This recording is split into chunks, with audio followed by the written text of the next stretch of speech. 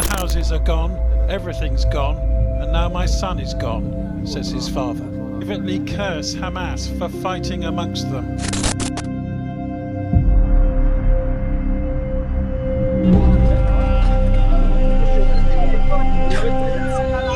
Protesters are rallying at dozens of demonstrations across the country today as part of a nationwide action against war in Gaza. ఇప్పుడు అందరి కళ్ళు Russia, Ukraine and Indian terrorist మీద ఉన్నాయి. కానీ Israel and పాలస్తీన్కి జరుగుతున్న war వల్ల Gaza almost అందరికీ కనీసం ఫుడ్ దొరకడానికి కూడా కష్టమైపోతుందని మీకు ఎవరికైనా తెలుసా? బట్ అంతకంటే ముందు నా ఫేస్ కొత్తగా ఉంది, వ్యూస్ తక్కువగా ఉన్నాయని చెప్పి స్కిప్ చేసుకుంటూ వెళ్తారేమో. ఫేస్ని కాదు, కంటెంట్ చూడండి. వర్త్ అనిపించిందనుకో సబ్స్క్రైబ్ చేసుకోవచ్చు, రెగ్యులర్గా వీడియోస్లో మీట్ అవుదాం. లేదు నచ్చలేదనుకో ఇంక నన్ను మీరు లైట్ తీసుకోవచ్చు. బట్ ఫస్ట్ టైం చూస్తుంటే మాత్రం కొంచెం కంప్లీట్గా చూడండి, అప్పుడే కదా నేను ఎంతవరకు క్యాపబుల్ అనేది తెలిసేది. కమింగ్ బ్యాక్ టు ఇట్, ఇదేదో నిన్న మొన్నటి నుంచి జరుగుతున్న యుద్ధం కాదు, కొన్ని వందల సంవత్సరాల నుంచి యుద్ధం జరుగుతూనే ఉంది. దానికి ఫలితమే కనీసం అన్నం కూడా దొరకని పరిస్థితి. ఈ బాంబ్స్తో కనిసిపోయే ప్రాణాల కంటే కూడా అక్కడ ఆకలితో పోయే ప్రాణాలే ఎక్కువైపోయాయి. ఎవరైనా వచ్చి అన్నం పెడతారేమో అని ఎదురుచూపులు ఒకవైపు ఉంటే, ఎటువైపు నుంచి బాంబులు పడతాయేమో, ఒకవేళ ప్రాణం పోతే మా పిల్లల పరిస్థితి ఏంటి అని భయపడుతూ చస్తూ బ్రతికే కన్నీళ్ళు ఒకవైపు. ఇది ప్రతిరోజు అక్కడ జరిగే కథలో ఒక పేజీ మాత్రమే. మనం రోజు చూస్తున్న న్యూస్లో రాకెట్స్, ఎయిర్ స్ట్రైక్స్ మాత్రమే కనిపిస్తున్నాయి. కానీ దారిలో పడిపోయిన ఫుడ్ ప్యాకెట్స్ కానీ, ఆకలితో బాధపడిన పిల్లలు కానీ, కనీసం తాగటానికి కూడా వాటర్ లేని పరిస్థితులు కానీ కొంతమందికి మాత్రమే అర్థమవుతాయి.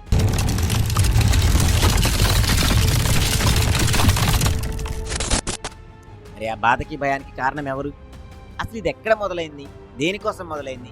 ఇదంతా జరుగుతుంది ల్యాండ్ కోసమేనా, లేక రిలీజియన్ కోసమా, లేక పవర్ కోసమా, లేకపోతే ఇంకేమైనా ఉందా? ఒకవేళ ల్యాండ్ కోసం మాత్రమే అయితే ఇంత విధ్వంసం అవసరం అంటారా?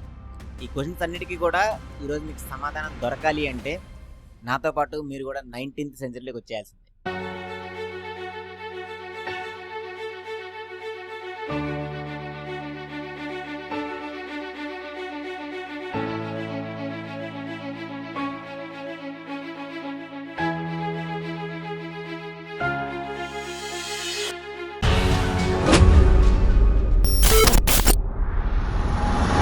హిస్టరీలో చూసుకుంటే 1516 నుంచి 1918 వరకు పాలస్తీన్ ఒట్టోమన్స్ టర్క్స్ ఎంపైర్ రూలింగ్లో ఉండేది.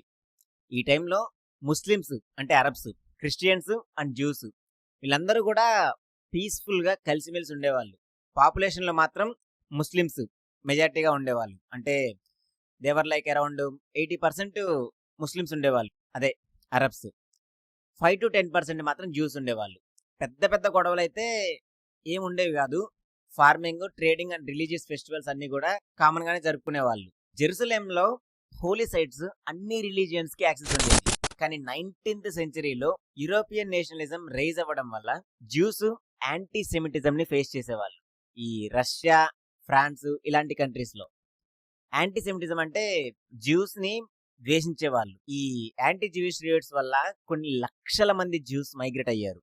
ఈ టైంలోనే యూరోప్ లో ఒక పెద్ద మూమెంట్ స్టార్ట్ అయింది, జియోనిజం. ఈ స్టోరీకి అసలు టర్నింగ్ పాయింట్ ఇక్కడే మొదలైంది. ఈ లేట్ 1800s లో థియోడర్ హజల్ అనే ఒక ఆస్ట్రియన్ జర్నలిస్ట్ యూరోపియన్ కంట్రీస్ లో ఉండే జ్యూస్ అందరూ కూడా చాలా సప్రెషన్ వల్ల ఇబ్బంది పడుతున్నారు అని డేర్ జుడెన్ స్టార్ట్ అనే ఒక పుస్తకం రాసి జ్యూస్ కి సపరేట్ హోమ్ల్యాండ్ కావాలి అని మూమెంట్ స్టార్ట్ చేశారు. 1897లో బేసల్ కాంగ్రెస్ లో జియోనిస్టులు అందరూ మీట్ అయ్యి ఒక కాంగ్రెస్ మీటింగ్ కండక్ట్ చేసుకుని పాలస్తీన్ని ఫైనలైజ్ చేసుకున్నారు. ఎందుకంటే వాళ్ళకి అక్కడే బిబ్లికల్ కనెక్షన్స్ ఉన్నాయి. So this is the place అనుకుని ఈ మూమెంట్ ని స్టార్ట్ చేశారు. ఈ ప్లేస్ ని జ్యూస్ సేఫ్ అని ఫీల్ అయ్యారు. కానీ పాలస్తీనియన్స్ మాత్రం ఇది ఒక థ్రెట్ లాగా చూసేవాళ్ళు. ఎందుకంటే వాళ్ళ ఓన్ ల్యాండ్ పైన బయట వాళ్ళు వస్తామంటే ఎవరైనా ఒప్పుకోరు కదా. సో వాళ్ళు ఈ మూమెంట్ ని అపోజ్ చేశారు. ఇందులో ఇజ్రాయెలీ పర్స్పెక్టివ్ ఏంటంటే, ఇజ్రాయెలీస్ చాలా మంది కూడా జియోనిజం ని సర్వైవల్ మూమెంట్ లాగా చూసేవాళ్ళు. హోలోకాస్ట్ కంటే ముందు కూడా యూరోప్ లో యాంటీ సెమిటిజం వల్ల బాధపడేవాళ్ళు. ఈ హోలోకాస్ట్ అంటే ఇదొక అణచివేత టైప్ లో ఉంటది. ఒక certain group of genocide people ని చంపేసేవాళ్ళు. అందులో ఫస్ట్ ప్లేస్ లో జ్యూస్ ఉండేవాళ్ళు. చంపడంలో కాదు, చంపబడడంలో. అంటే జ్యూస్ ఎక్కడ కనిపించినా కూడా చంపేసేవాళ్ళు, లేకపోతే చాలా ఇబ్బంది పెట్టేవాళ్ళు. సో ఈ హోమ్ ల్యాండ్ ఉండకపోతే జ్యూస్ ఎగ్జిస్టెన్స్ కంప్లీట్గా డేంజర్లో పడుతుంది అని నమ్మేవాళ్ళు. అండ్ ఈ బిబ్లికల్ కనెక్షన్స్ని బేస్ చేసుకొని ఇజ్రాయెల్ని రిటర్న్ టు యాన్సిస్ట్రల్ ల్యాండ్ అలాగా పోర్ట్రేట్ చేసుకున్నారు. ఈ పాలస్తీన్ పర్స్పెక్టివ్ చూసుకుంటే పాలస్తీనియన్స్ జియోనిజంని ఒక కొలోనియల్ మూమెంట్ లాగా చూసేవాళ్ళు. యూరోపియన్స్ వచ్చి లోకల్ అరబ్స్ని డిస్ప్లేస్ చేస్తున్నారు, అలానే వాళ్ళ ల్యాండ్ని కొనుక్కొని అక్కడే సెటిల్ అవ్వడాన్ని వీళ్ళకి కరెక్ట్ అనిపించలేదు. అది కూడా ఒక మ్యాసివ్ వేలో వస్తున్నారు కదా ఈ జ్యూస్ అందరూ కూడా. సో వీళ్ళ వల్ల ఎప్పటికైనా థ్రెట్ ఉంటుంది అని వాళ్ళు అపోజ్ చేసేవాళ్ళు. తర్వాత 1900 స్టార్టింగ్లో కరెక్ట్గా చూడండి, తర్వాత 1900 స్టార్టింగ్లో ఇది వరల్డ్ వార్ 1 టైంలో జరిగిన సిచ్యువేషన్. ఇక్కడ బ్రిటిష్ ఎంపైర్ డబుల్ గేమ్ ఆడి జ్యూస్కి హోమ్లాండ్ ఇస్తామని చెప్పింది. అలానే పాలస్తీన్ లీడర్స్కి లైక్ షరీఫ్ హుస్సేన్ అండ్ కొంతమంది అరబ్ లీడర్స్కి ఒటోమన్ రూలింగ్ నుంచి ఇండిపెండెన్స్ ఇప్పిస్తామని చెప్పి ఒటోమన్ ఎంపైర్ని ఫస్ట్ ఇంటర్నల్గా డిస్ట్రాయ్ చేసింది. తర్వాత ఒటోమన్ ఎంపైర్ని ఓడించి పాలస్తీనియన్స్ని కంట్రోల్లోకి తీసుకుంది. 1917లో బాల్ఫోర్ డిక్లరేషన్ అనే ఒక స్టేట్మెంట్ రిలీజ్ చేస్తూ బ్రిటిష్ గవర్నమెంట్ జీవిష్ పీపుల్కి నేషనల్ హోమ్ ఇన్ పాలస్తీన్ అని సపోర్ట్ ఇచ్చారు. దాంతో జ్యూస్ ఇమిగ్రేషన్ పాలస్తీన్కి ఒక మ్యాసివ్ వేలో ఇంక్రీజ్ అయిపోయింది. జ్యూస్ యూరోప్ నుంచి వచ్చి ల్యాండ్స్ని కొనుక్కొని అక్కడే సెటిల్ అవ్వడం స్టార్ట్ చేశారు. కానీ అక్కడ ఉన్న లోకల్ అరబ్స్కి ఇది నచ్చలేదు. దీంతో జ్యూస్ అండ్ అరబ్స్ అన్నట్లుగా ఇంటర్నల్ వార్ స్టార్ట్ అయ్యాయి. 1920s and 30sలో రియోట్స్ అటాక్స్ గట్టిగానే జరిగాయి. అండ్ 1936 నుంచి 39 మధ్యలో అరబ్స్ రివోల్ట్ గట్టిగా జరిగింది. ఇందులో చాలా మంది చనిపోయారు, చాలా అంటే చాలా మంది, లైక్ లక్షల్లో చనిపోయారు. నెక్స్ట్ వరల్డ్ వార్ 2 టైంలో నాజీస్ వల్ల హోలోకాస్ట్లో దాదాపు 6 మిలియన్ జ్యూస్ యూరోప్లో చనిపోయారు. ఈ ట్రాజిక్ సిచ్యువేషన్తో జియోనిజంకి ఇంకా స్ట్రెంత్ ఎక్కువైపోయింది. తర్వాత 1947లో United Nations partition plan propose చేస్తూ పాలస్తీన్ని 2 స్టేట్స్గా డివైడ్ చేయాలి అని ఒక ప్రపోజల్ ఇచ్చారు. అందులో 55% ల్యాండ్ వచ్చేసి జ్యూస్కి, అదే ఇజ్రాయలీస్కి, 45% ల్యాండ్ వచ్చేసి అరబ్స్కి, అదే పాలస్తీన్. అండ్ జెరూసలేంని ఇంటర్నేషనల్ జోన్గా డిక్లేర్ చేశారు. దీన్ని జ్యూస్ యాక్సెప్ట్ చేశారు, కానీ అరబ్స్ మాత్రం రిజెక్ట్ చేశారు. ఎందుకంటే జ్యూస్ ఉన్నదే 30% పాపులేషన్, అలాంటిది వాళ్ళకి 55% ల్యాండ్ ఇవ్వడం ఏంటి?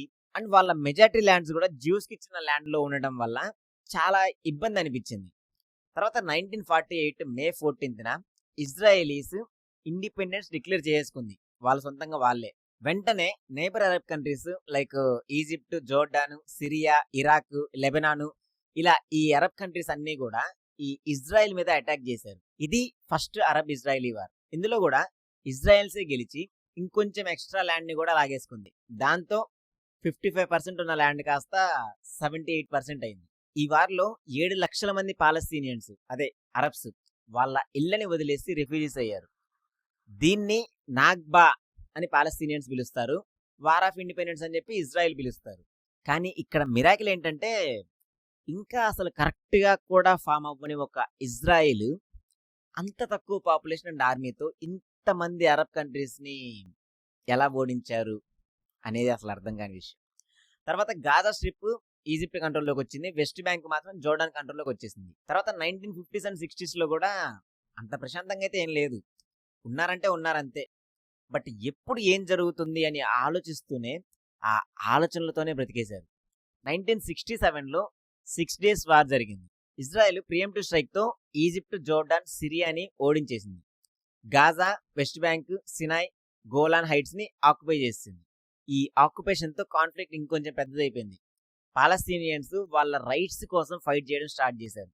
PLO పాలస్తీనియన్ లిబరేషన్ ఆర్గనైజేషన్ని ఫామ్ చేసుకున్నారు. ఈ ఆర్గనైజేషన్ని యాసిర్ అరాఫత్ లీడ్ చేశారు. తర్వాత 1970sలో యోమ్ కిప్పూర్ వార్, ఇది 1973లో జరిగింది. ఈజిప్ట్ అండ్ సిరియా ఇజ్రాయెల్ మీద అటాక్ చేశారు, కానీ ఇజ్రాయెల్ డిఫెండ్ చేసింది. తర్వాత పీస్ టాక్స్ జరిగాయి. 1979లో ఈజిప్ట్, ఇజ్రాయెల్ పీస్ ట్రీటీతో సినాయిని వెనక్కి ఇచ్చేశారు. కానీ పాలస్తీనియన్స్ ఇష్యూ మాత్రం ఇంకా సాల్వ్ కాలేదు. 1987లో ఫస్ట్ ఇంటిఫెడే, ఇది ఆక్యుపైడ్ టెరిటరీస్లో ఉండే పాలస్తీనియన్స్ ప్రొటెస్ట్ చేస్తూ ఈ రాళ్లతో ఇజ్రాయెల్ ఆర్మీ పైన అటాక్ చేశారు. ఇక్కడ చాలా వైలెన్స్ జరిగింది, కొన్ని వందల్లో కూడా చనిపోయారు. తర్వాత 1990sలో ఆస్లో అకార్డ్స్ అని చెప్పి ఇది 1993లో జరిగింది. ఇది ఒక పీస్ అగ్రిమెంట్ టైప్. ఈ అగ్రిమెంట్లో ఇజ్రాయలీస్ అండ్ పిఎల్ఓ అగ్రి చేశారు. ఏమని? పాలస్తీనియన్స్ గాజా అండ్ వెస్ట్ బ్యాంక్లో సెల్ఫ్ రూల్ చేసుకోవచ్చు అని. పాలస్తీనియన్స్ అథారిటీ ఫామ్ అయిపోయింది. కానీ ఇజ్రాయిల్ ఒక సైడ్ నుంచి సెటిల్మెంట్ కంటిన్యూ అవుతూనే వచ్చింది. సో వీళ్ళిద్దరి మధ్య ట్రస్ట్ బ్రేక్ అయింది. దీని కారణంగా 2000s సెకండ్ ఇంటిఫైడే జరిగింది. ఇది ఇంకా వైలెంట్గా జరిగింది.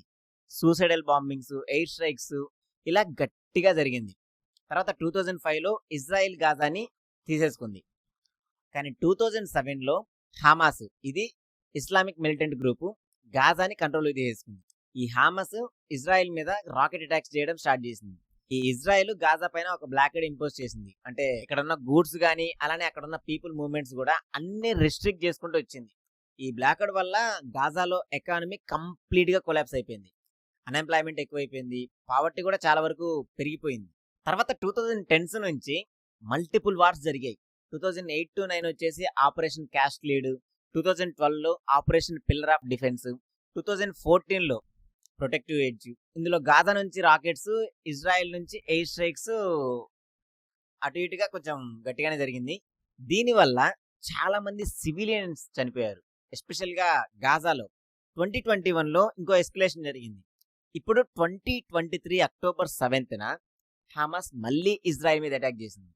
ఇందులో 1200+ ఇజ్రాయలీస్ చనిపోయారు. ఈ ఇజ్రాయెల్ రిటాలియేట్ చేసి గాజా పైన మ్యాసివ్గా బాంబింగ్ అటాక్ చేసింది. కొన్ని వేల మంది చనిపోయారు. అండ్ ఇందులో మోస్ట్లీ సివిలియన్సే ఎక్కువ మంది ఉన్నారు. ఇక్కడ కాన్ఫ్లిక్ట్ ఫస్ట్ ల్యాండ్ కోసం స్టార్ట్ అయింది. తర్వాత religions like Jewish state, Islamic స్టేట్గా మారిపోయింది. తర్వాత ఒక పవర్ కోసం జరిగింది. లైక్ జియో పాలిటిక్స్ జరిగాయి. యుఎస్ ఏమో ఇజ్రాయెల్కి సపోర్ట్ చేస్తుంది, ఇరాన్ ఏమో హమాస్కి సపోర్ట్ చేస్తుంది. అదే ఇస్లామిక్ మిలిటెంట్ గ్రూప్కి సపోర్ట్ చేస్తుంది. కానీ ఇక్కడ బలవుతుంది మాత్రం పాపం పిచ్చి జనం. ఫైనల్గా అసలు ఇంత విధ్వంసం అవసరం అంటారా అంటే ఖచ్చితంగా అవసరం లేదు. కొంచెం డిప్లొమాటిక్గా మాట్లాడుకుంటే సెటిల్ అయిపోవచ్చు, కానీ చేయట్లేదు. రెండు వైపుల నుంచి సొల్యూషన్స్ పాసిబులే, కానీ ఆన్సర్ మాత్రం దొరకట్లేదు, రావట్లేదు. అండ్ వీటన్నిటి వల్ల కూడా సివిలియన్స్ ఎక్కువ మంది నష్టపోతున్నారు. ఈ కంటెంట్ నచ్చి మీకు వర్త్ అనిపిస్తే ఖచ్చితంగా సపోర్ట్ చేయండి. ఎందుకంటే మనకి ఏదో ఒక రోజు ఒక పెద్ద ఫ్యామిలీ ఫామ్ అవుతుంది. But first 10K members, first 10,000 members will stay for ever in my heart. ఎందుకంటే ప్రపంచం మొత్తం నన్ను నమ్మడం కంటే ముందే మీరే నన్ను నమ్ముతున్నారు. మీ నమ్మకాన్ని ఎప్పటికీ వదిలిపెట్టను. And one more thing, subscribe చేసుకున్న వాళ్ళు మన కంటెంట్ గురించి ఫీడ్బ్యాక్ లైక్ బాగున్నా చెప్పండి, బాగోలేకపోయినా చెప్పండి, ఏమేమి ఇంప్రూవ్ చేసుకోవాలో చెప్పండి. ఒకవేళ ఏమీ లేదనుకో కామెంట్ చేయండి. యాక్చువల్గా I prepared a chat for you guys. మన ఛానల్ని రెగ్యులర్గా ఫాలో అవుతూ రెగ్యులర్గా కామెంట్ చేసిన వాళ్ళ నేమ్స్ ఇందులో రాస్తున్నా. ఎందుకంటే చెప్పా కదా, ప్రపంచం అంతా కూడా నన్ను నమ్మడం కంటే ముందు మీరు నమ్ముతున్నారు. అలాంటిది మీరెవరు ఏంటనేది తెలుసుకోకుండా ఉంటాను చెప్పండి. బట్ కామెంట్ చేయడం మాత్రం మర్చిపోవద్దు. I right down all your names on a note and will stay connected for ever. And this is Naveen మెట్ల సైనింగ్ ఆఫ్.